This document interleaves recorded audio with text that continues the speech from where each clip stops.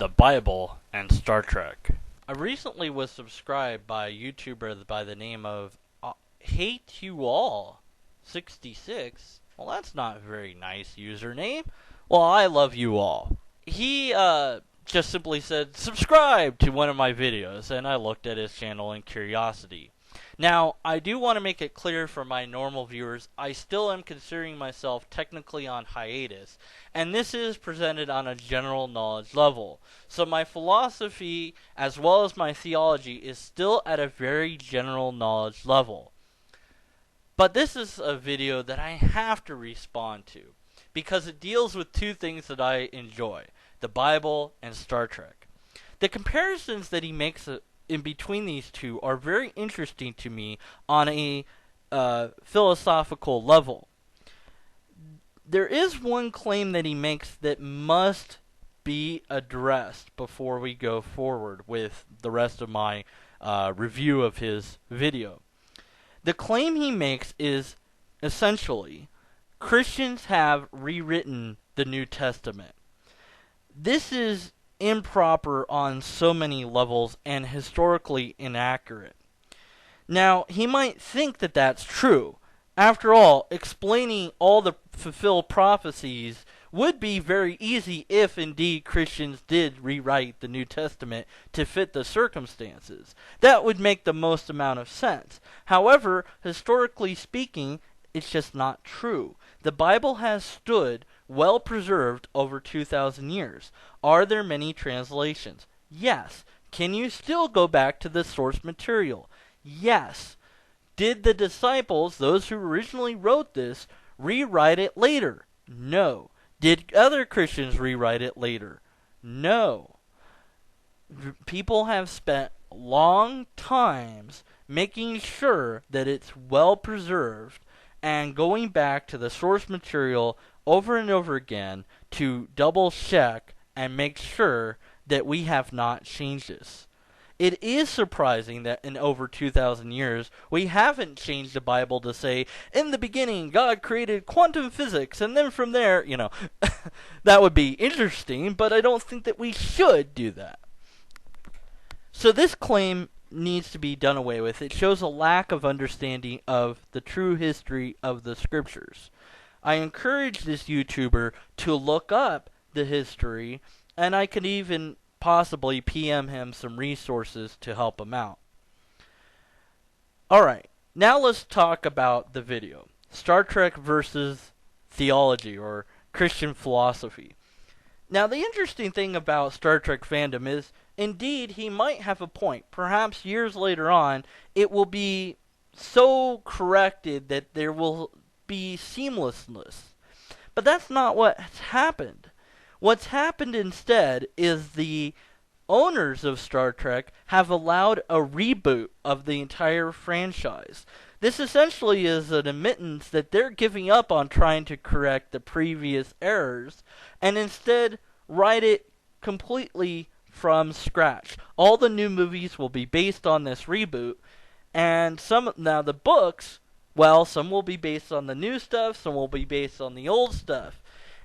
There's a multiple role-playing game out that's based on the old content, not the new.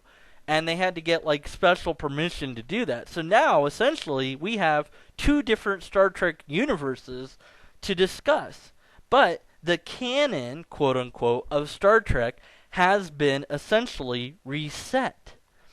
They've given up on trying to explain all these inconsistencies. We don't see Christians do that.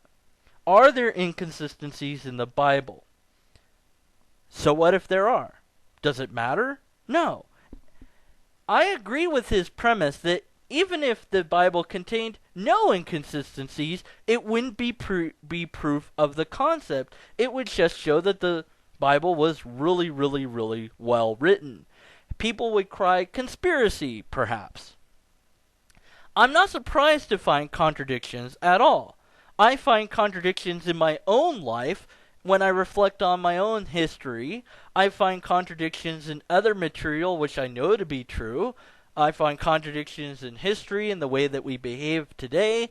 It seems like we're quite ignorant of of history's mistakes, and I see contradictions all the time. It doesn't disprove reality.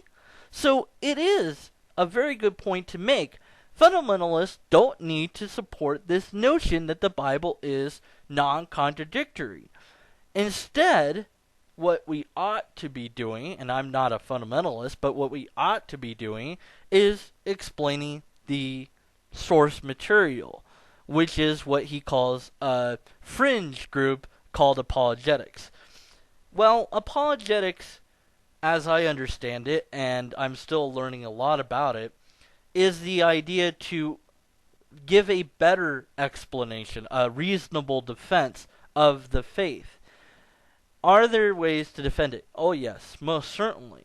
Is it saying, well, this is why the Bible is contradictory, blah, blah, blah, therefore it's not really contradictory? Well, that might be a conclusion somebody would draw. Another might be that it's okay that it's contradictory. That's the conclusion that I'm drawing, because he's completely correct. It's irrelevant to the issue. Even though it's contradictory, it doesn't matter. Even if it wasn't contradictory, it wouldn't matter. It, to him, doesn't prove the concept at all. Instead, what can we turn to prove this concept? And what we're seeing is science is again and again proving certain concepts that have been promoted by Christian philosophy for centuries, even before that science was discovered to be true. The Big Bang is a good example.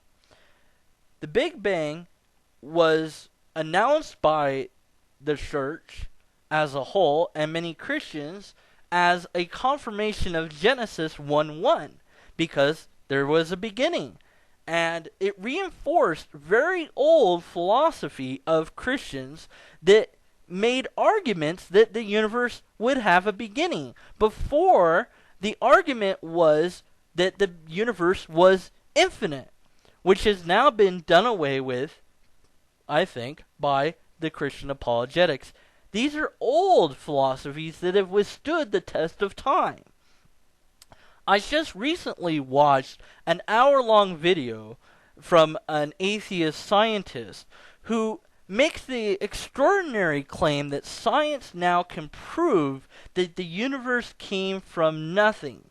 If this is true, it again confirms very old Christian philosophy that has been around for centuries, that has been saying God made the universe from nothing. Ex nihilo, and I probably mispronounced that, but you can look it up. I'll just put it in the side, and you can complain that I mispronounced it. But my point is, this is another Christian philosophy being confirmed by science.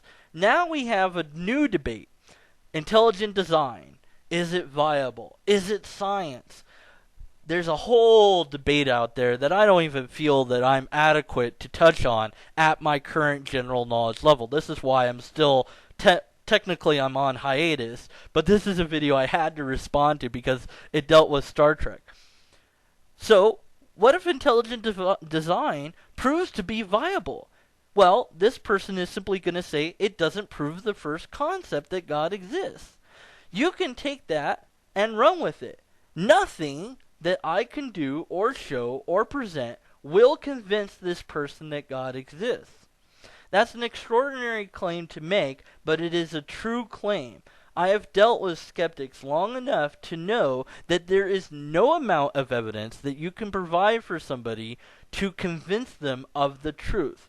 A person can always deny anything in spite of the evidence at hand, or even because of the evidence at hand, they'll deny it anyways. They'll just simply say, well, you've proven your point, but I still don't want anything to do with it. Good day, sir. The interesting thing about science fiction, which is what Star Trek is often it becomes science fact. The interesting thing about the scriptures is that science is confirming philosophies that have been around for centuries based on the scriptures. More and more, science is indicating pointing towards Christian philosophy as being the correct one. Historical evidence and scientific evidence working together, I believe, will eventually prove the scriptures to be science fact. Until next time, be me out of here. Peace out.